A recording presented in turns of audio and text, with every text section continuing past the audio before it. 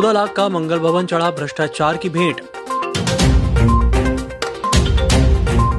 Millers को खराब धान जबरन देकर दिया जा रहा मिलिंग के लिए दबाव। और पंचायत समन्वयक अधिकारी ने मांगी 1 लाख रुपए की रिश्वत। नमस्कार, बालाघाट लाइव के इस बुलेटिन में आपका स्वागत है। मैं हूं आपके साथ आकाश। अब देखते हैं खबरें विस्तार से। गढ़वाल समाज की पंजीकृत समिति को भरवेली में मंगल भवन के लिए 14 लाख की राशि 2014 में स्वीकृत की गई थी, लेकिन इस मंगल भवन के निर्माण के दौरान जहां इंजीनियर की मिलीभगत से 14 लाख की राशि का भ्रष्टाचार किया गया, वहीं निर्माण के दौरान प्रथम चरण में ही 1180 मजदूरों से निर्माण कार्य करवाकर राशि भी खर्च कर ली गई है, जबकि इस भुगतान का मास्टर रोल ही नहीं दिखाई दे रहा है। निर्माण कार्य के दौरान हुए इस भ्रष्टाचार की हद तो ये है कि एक मॉयल कर्मचारी रामेश्वर वडाडे को भी मजदूर बना दिया गया है। यहां उसके खाते में 2 बार लेबर पेमेंट किया गया है, जिसकी राशि 91,000 रुपए है। जिले में समर्थन मूल्य पर खरीदी गई धान को वाराशिवनी, गर्रा, कटंगी और डोंगरिया सहित अन्य स्थानों पर ओपन कैप में भंडारित किया गया है। गौरतलब है कि प्रदेश में सर्वाधिक धान उत्पादन बालाघाट जिले में 200 करोड़ रुपए कीमत के 32 लाख क्विंटल धान खुले आसमान के नीचे सुरक्षा के पर्याप्त उपाय न किए जाने और विभागीय लापरवाही के चलते बेमौसम बारिश के कारण गीला होकर बर्बाद हो गया है, जिस पर राइस मिलर्स द्वारा ऐसी बदबूदार और गीली धान लेने से मना किए जाने पर डीएम अर्पित तिवारी के द्वारा यह कहा जा रहा है कि कलेक्टर का आदेश है, धान उठाना पड़ेगा, जिसके कारण राइस मिलर्स को जबरिया धान उठानी पड़ रही है। मध्य प्रदेश कर्मकार मंडल योजना की हितग्राही महिला से अनुग्रह राशि देने के लिए 1 लाख रुपए की रिश्वत मांगने वाले पंचायत समन्वयक अधिकारी नीलकंठ बिसेन को कलेक्टर दीपक आर्य ने तत्काल प्रभाव से निलंबित कर दिया है। बालाघाट विकासखंड के ग्राम खुरसोड़ी की महिला पार्वतीबाई नागपुरे का मध्य प्रदेश कर्मकार मंडल योजना के अंतर्गत श्रमिक कार्ड बना हुआ है। पार्वतीबाई के पति पीतम लाल नागपुरे की 14 सितंबर 2019 को मृत्यु हो जाने के कारण पार्वतीबाई को योजना के अंतर्गत 2 लाख रुपए की अनुग्रह राशि स्वीकृत की गई थी, लेकिन पंचायत समन्वयक अधिकारी नीलकंठ बिसेन ने पार्वतीबाई से इस प्रकरण की जांच के नाम पर 1 लाख रुपए की राशि मंगाई जा रही थी। पार्वतीबाई द्वारा नीलकंठ बिसेन को 15,000 रुपए की राशि देने के बाद भी योजना के 2 लाख रुपए नहीं दिलवाए। पार्वतीबाई के दामाद द्वारा अपने मोबाइल में इसकी रिकॉर्डिंग भी की गई है। तथ्यों के आधार पर कलेक्टर ने पंचायत समन्वयक अधिकारी नीलकंठ बिसेन को तत्काल प्रभाव से निलंबित कर दिया है। एक हितग्राही है ना, उन्होंने समक्ष में आकर शिकायत की थी कि पंचायत समन्वयक अधिकारी नीलकंठ बिसेन द्वारा मध्य प्रदेश भवन अन्य सन्निर्माण कर्मकार मंडल, जिसको हम लोग श्रमिक कार्ड कहते हैं, उसमें उनके पति का देहांत तो हो गया है, तो उसके एवज में हम लोग 2 लाख रुपया देते हैं। शायद वो केस को पास कराने के लिए उनके द्वारा राशि की मांग की जा रही थी, ऐसे उनका कहना है हितग्राही का। तो और उसके दामाद ने एक टेप भी कर रखा है, उसकी आवाज़ ऑडियो, तो वो सुनने के बाद और माने संक्षिप्त जांच करने के बाद प्रथम दृष्टया यह प्रतीत हो रहा है कि उसके द्वारा सच में राशि की मांग की गई है। इसी आधार पर एक जांच प्रतिवेदन प्रेषित किया गया था कलेक्टर महोदय के पास। तो जांच प्रतिवेदन से कलेक्टर साहब संतुष्ट हैं और उन्होंने पंचायत समन्वयक अधिकारी को निलंबित कर दिया है फिलहाल। इसके बाद फिर आगे जांच होगी, उसमें यदि दोषी पाए जाते हैं तो उनके विरुद्ध और अनुशासनात्मक कार्रवाई की जाएगी। उनका कहना है कि हाँ 15,000 रुपया वो दे चुकी हैं, ऐसे उनका कहना है। अब ये विस्तृत जांच में पता चलेगा कि वास्तव में उनके द्वारा राशि दी गई कि नहीं दी गई है, परंतु प्रथम दृष्टया जो ऑडियो से पता चल रहा है उससे डिमांड किया जा रहा है, ऐसे पता चल रहा है। इस आधार पर निलंबित किया गया है उन्हें। बुलेटिन वक्त चला एक छोटे से ब्रेक का, जल्द हाजिर होंगे।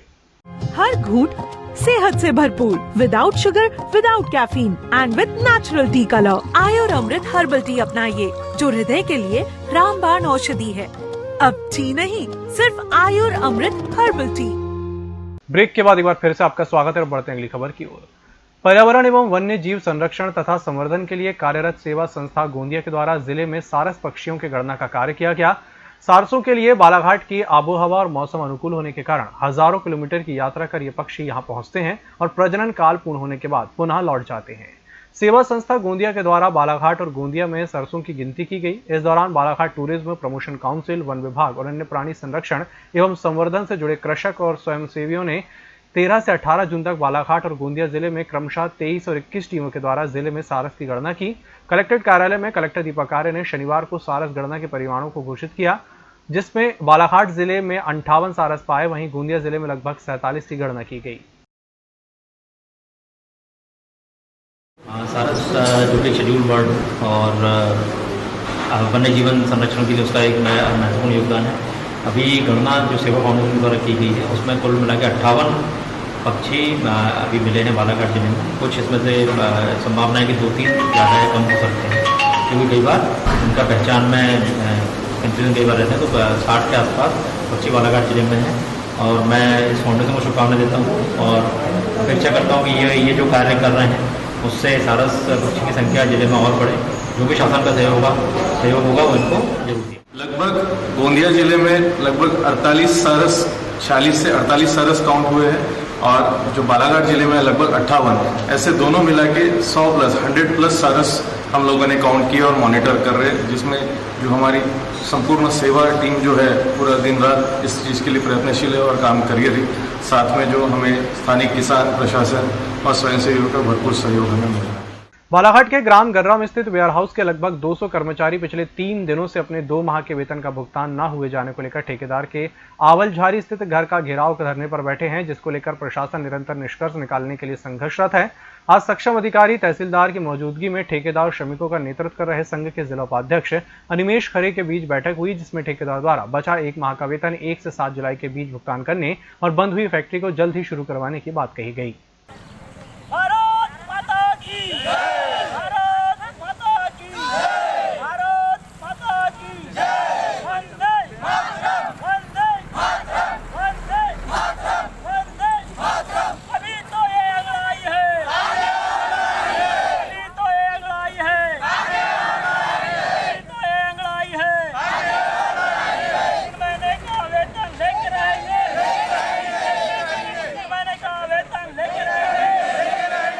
पिछले 3 दिनों से भारतीय मजदूर संघ के बैनर तले वेयर हाउस के श्रमिकों की ये हड़ताल चल रही थी, जो कि 2 महीने के वेतन को लेकर लड़ाई थी, जिनके ठेकेदार राजेश पाठक जी थे। आज एसडीएम सर के समक्ष तहसीलदार महोदय, लेबर अधिकारी और बाकी अधिकारियों के बीच में यह बैठक हुई। इस बैठक में फैसला किया गया है कि ठेकेदार द्वारा 1 महीने का वेतन दिया जाएगा और जल्द से जल्द फैक्ट्री को वापस चालू किया जाएगा। यह पूरे फैसले एसडीएम सर के समक्ष हुए हैं, जिसको लेकर भारतीय मजदूर संघ ने अपनी सहमति दी है। अगर इन फैसलों में कुछ भी बदलाव किया जाता है ठेकेदार द्वारा, तो इसके पूरे जिम्मेदार प्रशासनिक अधिकारी होंगे और हम पूरे रूप से ये अधिकार रखेंगे कि हम फिर से अपनी हड़ताल पर बैठ सकते हैं। अभी ठेकेदार ने जो भी वादे किए हैं, हमें उम्मीद है वो पूरे होंगे और उन्हीं वादों के तहत आज हम ये हड़ताल खत्म कर रहे हैं। 1 माह का वेतन उन्हें 1 जुलाई से 7 जुलाई के बीच में देने का वादा किया है। साथ में फैक्ट्री भी जल्द से जल्द वो ओपन करेंगे। मैं ठेकेदार को, सक्षम अधिकारी को, एसडीएम सर को, तहसीलदार सर को, टीआई सर को और सभी अधिकारी को धन्यवाद देना चाहता हूं कि आपने इन मजदूरों की बात को सुने, इनका हल किए और इनकी मांगों को पूरा करने में सहयोग किया। और जिले में 2 और कोरोना पॉजिटिव मरीज पाए गए हैं। 19 जून को देर रात्रि में आईसीएमआर लैब जबलपुर से 35 सैंपल की रिपोर्ट प्राप्त हुई है। इनमें से 2 रिपोर्ट कोरोना पॉजिटिव पाई गई है। कोरोना पॉजिटिव पाए गए व्यक्ति कटंगी तहसील के परसवाड़ा के निवासी हैं और वे उल्लासनगर मुंबई से आए हैं। 5 लोगों का परिवार उल्लासनगर मुंबई से परसवाड़ा पहुंचा था और उन्हें महके पार के क्वारंटीन सेंटर में रखा गया था। इनमें से 55 साल के एक व्यक्ति और 20 साल की एक बालिका की रिपोर्ट कोरोना पॉजिटिव आने पर उन्हें उपचार के लिए dedicated Covid health centre Gaykhuri Balaghat में भर्ती करा दिया गया है। इस प्रकार बालाघाट जिले में वर्तमान में कोरोना पॉजिटिव मरीजों की संख्या 6 हो गई है। इस प्रकार अब तक बालाघाट जिले में कुल 17 कोरोना पॉजिटिव मरीज पाए जा चुके हैं। वन विकास निगम लामता प्रोजेक्ट परियोजना लालबर्रा के जंगलों की जांच प्रारंभ कर दी गई है। गौरतलब है कि ग्रामीणों की शिकायत पर प्रिंट और इलेक्ट्रॉनिक मीडिया में वनों की कटाई और रेत उत्खनन को लेकर प्रकाशित हुए समाचारों को संज्ञान में लेते हुए डीएम एस श्रीवास्तव द्वारा जांच टीम गठित कर जांच प्रारंभ करवा दी गई है। जल्द ही जांच पूरी होना बताया जा रहा है, जिसमें बड़े खुलासों के साथ विभागीय अमले पर बड़ी कार्रवाई की संभावना व्यक्त की गई है। इस बुलेटिन में फिलहाल इतना ही। नमस्कार।